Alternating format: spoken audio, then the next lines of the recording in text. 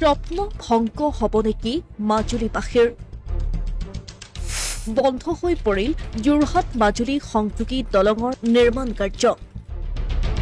শিবিৰ এৰিলে 90% শ্ৰমিক আৰু 70% কৰ্মচাৰীয়ে কিন্তু কি কাৰণত হঠাৎ বন্ধ হ'ল যোৰহাট মাজুলীৰ দলং নিৰ্মাণ কাৰ্য মাজুলীবাসীৰ দশক জোৰা এটা সপোন এতিয়া অসম্পূৰ্ণ হৈ ৰোৱাৰ পথত যোৰহাট মাজুলী সংযোগী এখন দলং হ'ব যন্ত্ৰণাৰ অন্ত পৰিব মাজুলীবাসীৰ কিন্তু সপোনৰ সেই দলংখন নিৰ্মাণত বাৰে বাৰে লাগিছে কেনা হঠাৎ বন্ধ হ'ল বহু প্ৰত্যাশিত যোৰহাট মাজুলী সংযোগী দলঙৰ নিৰ্মাণ কাৰ্য 90% শ্ৰমিক আৰু 70% কৰ্মচাৰীয়ে ইতিমধ্যে ত্যাগ কৰিছে শিবিৰ 2021 চনত আৰম্ভ হৈছিল আহাৰ সেতু যোৰহাট মাজুলী দলং নিৰ্মাণ কাৰ্য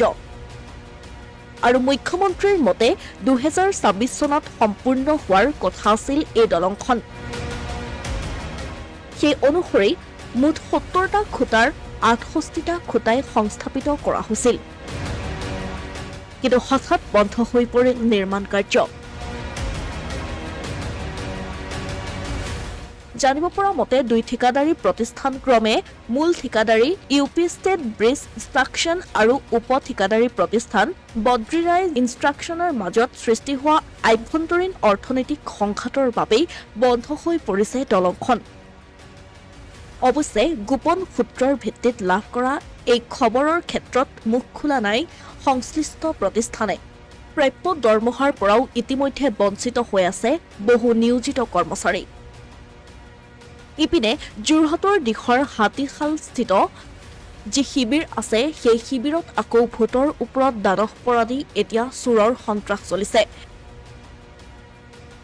চোৰৰ উপদ্ৰৱ ইমানেই বৃদ্ধি পাইছে যে নিশা ব্ৰহ্মপুত্ৰৰ মাজত সংস্থাপিত খুটাৰ লোহা কাটি নিয়ে নাৱেৰে অহা দুৰ্বৃত্তই বহু প্ৰত্যাশিত দলংখনৰ কাম বন্ধ হৈ পৰাত আশ্বস্ত প্ৰকাশ কৰিছে ভিন্নজনে কামটো একচুৱেলি আমি এতিয়ালৈকে একো গম পোৱা নাই কিন্তু আমাক ঊৰ্ধ্বতম কৰ্তৃপক্ষই যেনেকৈ আমাক নিৰ্দেশ দিছে সেই নিৰ্দেশমৰ্মে আমি আজি বিগত এসপ্তাহ দিন ধৰি আমি এই ঠিকাদাৰী প্ৰতিষ্ঠান BRCৰ ফালৰ পৰা আমি এই কামটো বন্ধ কৰি ৰাখিছোঁ মই নাভাবোঁ যেন 2026 চনত এই দলংখন সম্পূৰ্ণ হৈ উঠিব অসমবাসীৰ কাৰণে হয় এতিয়া যিটো আমাৰ ৰাজ্য চৰকাৰৰ ফালৰ পৰা বা যিটো আমাৰ ল' এণ্ড অৰ্ডাৰ ওলাইছিলে সেই ল' এণ্ড অৰ্ডাৰৰ মতে আমাৰ ইয়াৰ পৰা প্ৰায় 90% লেবাৰ আমাৰ মিয়া সম্প্ৰদায় আছিলে যিখিনি তেওঁলোক ইয়াৰ পৰা গুচি গৈছেগৈ আৰু মানে তাৰ পাছত কি হৈ যায় এতিয়া তেওঁলোকে যিখিনি কাম কৰে ইটোৰ লগত সিটো কণ্ট্ৰেক্টৰ মাজত লিংক আপ থাকে মই ৰডৰ কাম কৰিলোঁ সেই ৰডৰ কাম কৰা মানুহজনে বেলেগ এজনৰ লগত যেতিয়া আকৌ ফুটাৰ লগত যেতিয়া কাম কৰিবলৈ যাব এওঁলোকে যেতিয়া কামখিনি নকৰে সেই ঠিকাদাৰজনে সেইটো কাম সম্পূৰ্ণ উঠিব নোৱাৰে যাৰ কাৰণে সেই ঠিকাদাৰজনৰ কামখিনি এৰি গুচি যাবলগীয়া হয় ঠিক তেনেকুৱা বহুত কিছুমান কাৰণৰ কাৰণে মানে আপোনাৰ কামটো বন্ধ হৈ আছে প্লাছ আপোনাৰ আমাৰ নদীৰ 32 নম্বৰ খুঁটাৰ পৰা ৰাতি য'ত আমাৰ চিকিউৰিটি যাব নোৱাৰে পানীৰ কাৰণে তাৰপৰা কাটি লৈ গৈছে সেইটো এটা বহুত এটা ডাঙৰ কথা যিটো আমি অলৰেডি টিয়ক থানা আৰক্ষীক ইতিমধ্যে আমি অৱগত কৰিছোঁ কেছ FIR কৰিছোঁ আমি আৰু তাৰ উপৰিও মই নাজানো এতিয়ালৈকে আমাক জনোৱাও নাই আমি জানিবৰ কাৰণে আমাক কোৱাও নাই কি কাম মানে হয়তো UPSBC আৰু BRCৰ মাজত কি তেওঁলোকৰ মাজত সম্বন্ধতা ভাল আছিলে